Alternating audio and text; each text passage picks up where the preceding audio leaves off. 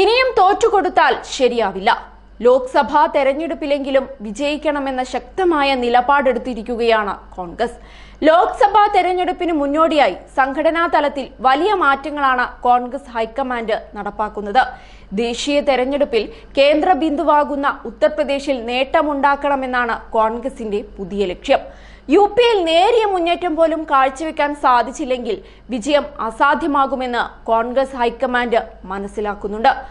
ഈ സാഹചര്യത്തിലാണ് അവിനാഷ് പാണ്ഡെയ്ക്ക് ഉത്തർപ്രദേശിന്റെ സംഘടനാ ചുമതല നൽകിയിരിക്കുന്നത്. പ്രിയങ്ക ഗാന്ധിയെ മാറ്റിയാണ് അവിനാഷിന് ചുമതല നൽകിയത്. കഴിഞ്ഞ ലോക്സഭാ തെരഞ്ഞെടുപ്പിന് മുന്നോടിയായിട്ടായിരുന്നു ഉത്തർപ്രദേശ് ചുമതല പ്രിയങ്ക ഗാന്ധിക്ക് നൽകിയത്.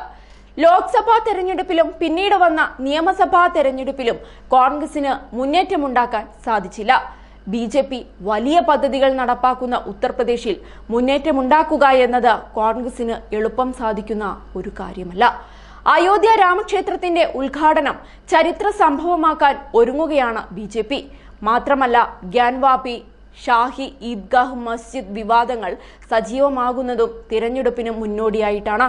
മോദി, യോഗി, അമിത്ഷാ ത്രയങ്ങളെ പരാജയപ്പെടുത്താൻ അവിനാഷ് പാണ്ഡെയ്ക്ക് സാധിക്കുമോ എന്ന ചോദ്യമാണ് ഉയരുന്നത്.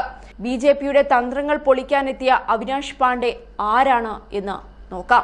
മുൻ രാജ്യസഭാംഗമാണ് അവിനാഷ് പാണ്ഡെ എന്ന 65-കാരൻ. 2010-2016 കാലത്താണ് മഹാരാഷ്ട്രയിൽ നിന്ന് ഇദ്ദേഹം രാജ്യസഭാംഗമായത്. 2008 മത്സരിച്ചെങ്കിലും രാഹുൽ ബജാജിനോട് ഒരു വോട്ടിന് തോൽക്കുകയായിരുന്നു. ജാർഖണ്ഡിൽ കോൺഗ്രസിന്റെ സംഘടനാ ചുമതല വഹിച്ചു വരികയായിരുന്നു അവിനാഷ്. നേരത്തെ രാജസ്ഥാനിലും പ്രവർത്തിച്ചിട്ടുണ്ട്. 1970കളിൽ MLCUവിലൂടെയാണ് രാഷ്ട്രീയത്തിൽ സജീവമായത്. പിന്നീട് യൂത്ത് കോൺഗ്രസിലും സുപ്രധാന പദവികൾ വഹിച്ചു. മഹാരാഷ്ട്ര കോൺഗ്രസിലെ മുതിർന്ന നേതാവാണ്. നാഗ്പൂരിൽ ജനിച്ച അദ്ദേഹത്തിന്റെ പഠനവും അവിടെ തന്നെയായിരുന്നു. സാമ്പത്തിക ശാസ്ത്രത്തിൽ ബിരുദാനന്തര ബിരുദം നേടിയ അവിനാഷ് അഭിഭാഷകൻ കൂടിയാണ്. പുതിയ ദൗത്യം ഭംഗിയായി നിർവഹിക്കാൻ സാധിക്കുമെന്ന പ്രതീക്ഷ അദ്ദേഹം പങ്കുവച്ചിട്ടുണ്ട്. ദേശീയ അധ്യക്ഷൻ മല്ലികാർജുൻ ഖാർഗെയ്ക്കും സോണിയാഗാന്ധി, രാഹുൽ ഗാന്ധി എന്നിവർക്കും അദ്ദേഹം നന്ദിയും അറിയിച്ചിട്ടുണ്ട്. യുപിയിൽ മുഖ്യ പ്രതിപക്ഷമായ SP-യുമായും അഖിലേഷ് യാദവുമായും അവിനാഷ് സ്വീകരിക്കുന്ന നയമാണ് ഇനി സുപ്രധാനമാകുക. BSP, SP എന്നീ കക്ഷികളെ കൂടെ നിർത്താൻ കോൺഗ്രസിന് സാധിച്ചാൽ യുപിയിൽ നേട്ടം കൊയ്യാനാകും. 2019 ലോക്സഭാ തെരഞ്ഞെടുപ്പിൽ SP-യും BSP-യും കൈകോർത്തിരുന്നു. എന്നാൽ നിയമസഭാ തെരഞ്ഞെടുപ്പിൽ എല്ലാ പ്രതിപക്ഷ പാർട്ടികളും തനിച്ചാണ് മത്സരിച്ചത്. അതാകട്ടെ BJPക്ക് വലിയ നേട്ടമാവുകയും ചെയ്തു.